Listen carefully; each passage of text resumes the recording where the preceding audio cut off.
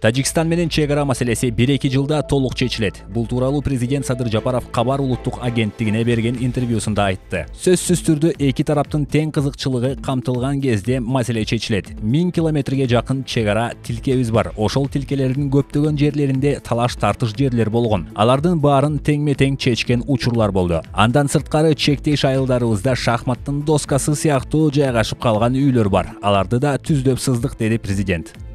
Бишкектеги номер 71 мектеп интернаттын балдары класстарда жашашса, 12 кичи райондун окуучулары кошуна кичи райондогу мектептерге барууга аргасыз. Бул тууралуу Бишкек шаардык кеңешинин экономика, бюджет, финансы жана инвестиция боюнча жыйынында депутат Татьяна Кузнецова билдирди. Кыргыз тест тууралуу сөз болгондо мамлекеттик кызматкерлер чоочулашы керек. Мындай пикирин депутат Дастанбек Жумабеков 28 январда Жогорку кеңештин конституциялык комитетинин жыйынында билдирди. Ал эми Жанар Акаев кыргыз тилинде сүйлөөгө мажбурлоого болбой турганын айтты. Бир ырчак пайда болду да, мен азыр түшүндүм. Бул кыргыз тест. Батма айым бул жерде жакшылыгында кейиштүү маселелерди айтып кетти. Мен ойлойм, ушу мыйзамдарда бекем кабыл алып, ушул биздин чечимге да чолпон айым киргизип кетсек. Кыргыз тест дегенде биздин мамлекетти ишкана иштеген жарандарыбыз титиреп туруш керек да. Титиретишибиз керек. Биз муну мыйзамдаштырып беришибиз керек да. Кыргыз тест дегенде биздин чиновниктер, мамлекеттик кызматкерлер титиреп калчылдап туруш керек. Ушу экзаменден өтөмбү, өтө албайм. Ушуга даярданышым керек. Ана бул кайка алып барат? Демек, бала кезден тил үйрөнүш керек дейт да. Ата-эне уже баласын чиновник кылам, мамлекеттик кызматкер кылам десе, ал тиги бала бакчада баласына уже кыргыз тилин үйрөтүш керек да. Кыргыз мектептерге береби же үйдө кыргызча сүйлөшөбү балдар менен. Мына ошол деңгээлге алып барган бир идеология кетиш керек.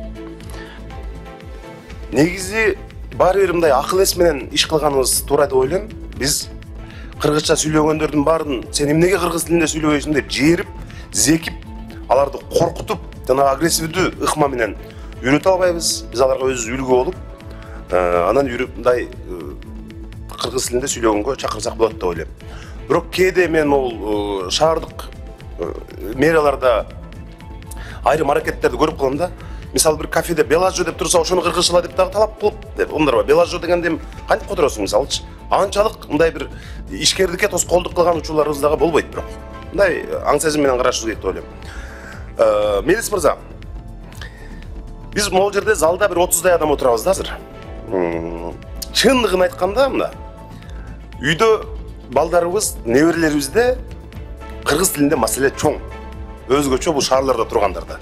Биз кыргыз тилинде абдан күйүп сүйлөшүбүз мүмкүн, бирок үйдө, неберелерде, балдарда олуттуу маселе бар.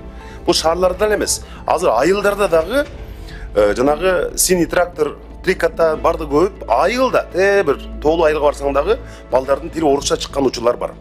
Эмне кылышыбыз керек? Бириккен Улуттар уюмунун жанагы балдарды менен иштеген ЮНИСЕФ деген уюм керемет көч деп бир керемет мультфильмдерди чыгарган. Ақтан мен ақылайды барыңа білесіңдер. YouTube'дан қарасаңыздар, бір елі көрсөтүүсү 5 миллионға жақын адам көрген. Демек, бұл жерде жанагы талап бар да, талап бар. Ата-энелер азыр бардығы бош емес, үйге барганда, ой балам ойнап турчу деп, қол телефон беріп қотпайбы? Мысалы, ойнап турчу деп, алар мультфильмге кирет дагы көрүп атат. Демек, ата-энелерде аракет бар. Мен кыргызча коюп берейин деп издейт. Ошол эле сиз көргөн азыр КТРКдан чыгып аткан менин дүйнөм, дагы кайсын айттыңыз, сыйкырдуу калем. Аны деле көргөндөр көп экен, мисалычы, 100 миң көргөндөр бар. Эми ошол керемет көчтү абдан сапаттуу жасашканда, ошол убакта азыр андан дагы технология өнүктү. Анан могул бүт дүйнөгө атагы таш жарган Диблионс. Кыргызча чыгарды эле, мен азыр мына сиздин баяндамаңызды отуруп карадым. Бир эле көрсөтүүсүн 28 миллион адам көрүп тур. Демек, биздин балдарда жанагы синий трактор, триката, жана башка мультфильмдерге караганда дагы кыргызча коюп берейин деп атат. Бирок аны бир жолу көрдү, эки жолу көрдү, анан кайра издесе жок. Ошон үчүн биз бюджеттен акчаны аябастан ушул жаш кичинекей өспүрүм жеткинчектерге мультфильмден баштасак менимче туура болот эле да. Жогорку кеңештин депутаттары аш тойлорго маркумду акыркы сапарга узатуу зыйнатына ашыкча чыгым кылып, ысырапкорчулук жол бергендерге 100 000 сомдон 300 000 сомго чейин айып пул салууну сунуштады. Мыйзам долбоорун коомдук талкууга койду. Демилгечилер депутаттар Замирбек Мамасадыков менен Шайырбек Ташиев. Бул мыйзамды Нурбек Токтакунов сындады. Здравствуйте, дорогие друзья! Мало того, что не работают законы в сфере прав человека, так наши депутаты решили еще вторгнуться в сферы сакрального. На общественное обсуждение вынесен законопроект против расточительства на тоях и поминках. Они предлагают запретить забой любого скота непосредственно на похоронах, и только через 3 дня после похорон допускаются поминки с забоем не более 1 коня или коровы. Запрещается, представляете, запрещаются поминки на 7 дней, на 40 дней и на год. На свадьбу не больше 1 крупного рогатого скота и не больше 3 авто в свадебном кортеже. За нарушение этих норм собирается штрафовать на 300 000 сом, владельцев тойхана на 200 000 сом. И вот теперь представьте себе участкового инспектора милиции, который придет на свадьбу или на похороны и начнет, зайдет на кухню и начнет оформлять протокол правонарушения, соответственно, протокол изъятия мяса. И я хотел бы посмотреть на этого участкового. Законопроект, конечно, на руку тем людям, которые, не имея возможности, организовать похороны или свадьбу по сложившимся традициям, может теперь ссылаться на закон. Но кыргызские традиции на самом деле никогда не требуют от бедного так же, как от богатого. И многие разоряются на похоронах просто из-за гонки за престижем, что из-за страха перед Элимледейт. Но здесь дело, вы знаете, когда родня дружная, когда есть интимак, то родственники всегда скидываются в пределах возможного. И обычно здравые люди, они вот на похоронах и на свадьбах так не разоряются. То есть там, где нужно просто просвещение в сфере традиции, они пытаются ломать их законами. И тем самым еще более роняют статус и авторитет парламенту, что весьма на руку президентской вертикали. 28 январда Бишкектеги реабилитациялык зоопаркта өрт чыгып, аны өчүрүүгө бир өрт өчүрүү бөлүм саат 7:58 тартылганын ÖKM'нын басма сөз кызматы билдирди. Өрттүн кесепетинен 6 маймыл жана 1 кенгуру каза болгон. Өрт өчүрүүчүлөр өрттү саат 8:50 толук өчүрүүгө жетишкен.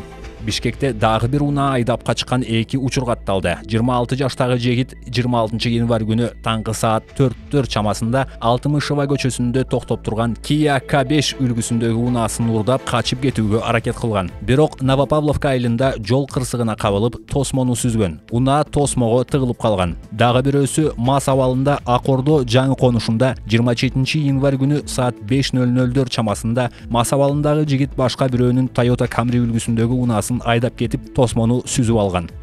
28 январда Бишкек шаардык соту камактагы адвокат Самат Мацаковдун бөгөт чарасы боюнча анын адвокаттарынын арызын карады. Отурумда адвокаттар ишти карап жаткан судьялар коллегиясынын 2 судьясына жана прокурорго ишенбестик көрсөтүштү. Судьялар бул өтүнүчтү канааттандырган жок. Прокурорду Апуновскага прокурордуна карабайт да. Айдыкматка карайт. Юрьевка. Чынтак айдыкматтын Юрьевка айда. Айыл башчысы ошо айдыкматка карайт. Эшек жайлы болуп, ынактал эшек жайлы. Азыр кар болуп да билинбейт. Мусор 2 болуп калыптыр да магамчы. Айдыкматтын өзүнүн айлыгы бар 24 миң коюлган. Мурда айлык жок болчу. Ошентип дагы айлыга курортко басып келип койбойт. Эч бир жугушту аткарбайт. Ушу видеону көрүп аткан Айдыкмат Кемел Жумабекович да. Ал дагы өзү ишти жакшы алып барып атат.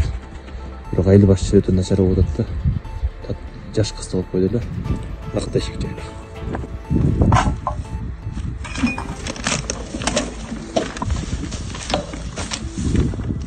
Кытайдын Deep Robotics компаниясы өзүнүн робот иттеринин жаңы мүмкүнчүлүктөрүн жарыялап, алардын кардын үстүндө акробатикалык трюктарды жасоо жөндөмүн көрсөттү. Роботтор муз үстүндө сальтолорду көрсөтүп, бир буту менен айланышат. Бул алардын өнүгүүсүндөгү олуттуу прогрессти көрсөтүп турат.